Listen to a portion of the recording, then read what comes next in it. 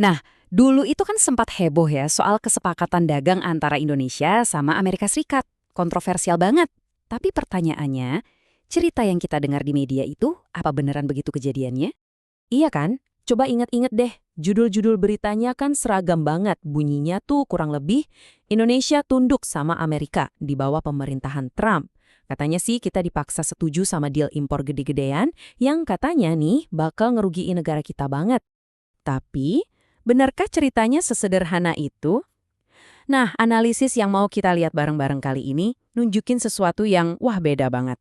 Katanya, di balik semua cerita kekalahan itu, justru ada kemenangan strategis yang udah dihitung matang-matang. Oke, kita mulai ya. Kita bongkar dulu mitos yang pertama, soal jebakan tarif. Dulu kan isunya santer banget ya, kalau tarif impor yang dikasih Amerika itu pukulan telak buat Indonesia. Nah, disinilah bagian serunya.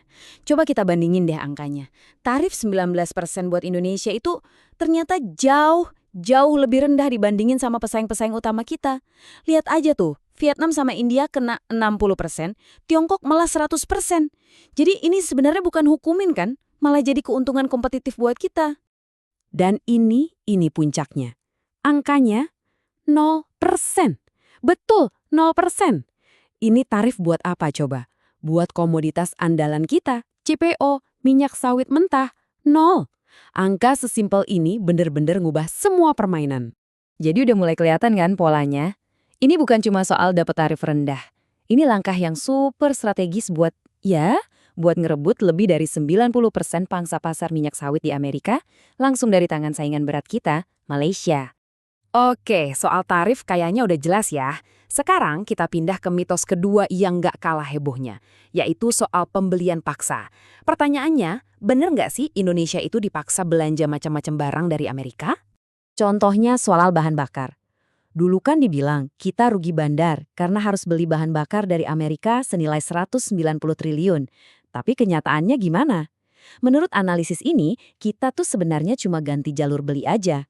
Jadi daripada lewat perantara di Singapura atau Malaysia yang bahkan disebut-sebut sebagai mafia energi, mending kita beli langsung ke sumbernya. Jelas lebih efisien kan? Sama juga ceritanya kayak pembelian pesawat Boeing. Kelihatannya emang kayak dipaksa ya. Tapi faktanya, maskapai-maskapai kita itu emang lagi butuh banget ratusan pesawat baru. Nah, lewat deal ini, kita tuh kayak dapat tiket VIP. Bisa motong antrian produksi yang biasanya nunggunya bisa 7 tahun. Jadi ini solusi, bukan paksaan. Oke, jadi kalau kita lihat, tarifnya nguntungin, pembeliannya juga ternyata strategis. Terus gimana dong hasil akhirnya? Duitnya gimana? Untung apa rugi? Nah, sekarang kita lihat langsung angkanya. Ini data proyeksi buat tahun 2025. Lihat deh, jelas banget di sini.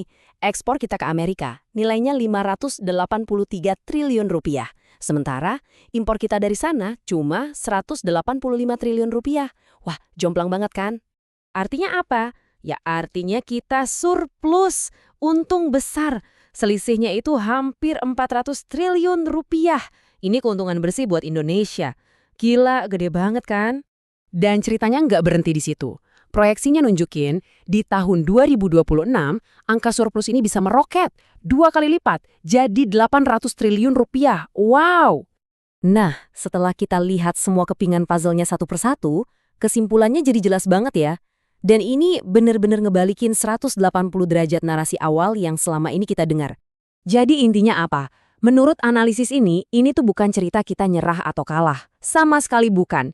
Ini permainan diplomasi ekonomi kelas kakap. Cerita bangsa digadaikan itu cuma propaganda.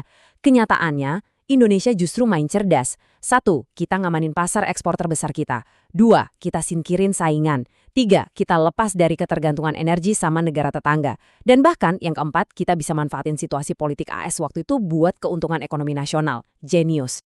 Semua ini akhirnya ngebawa kita ke satu pertanyaan terakhir yang lebih dalam. Menurut sudut pandang ini, isunya bukan lagi kita kalah atau menang. Tapi pertanyaannya jadi, apakah ini cuma sekedar kesepakatan dagang? Atau jangan-jangan ini adalah cara Indonesia mendeklarasikan kemandirian ekonominya di mata dunia?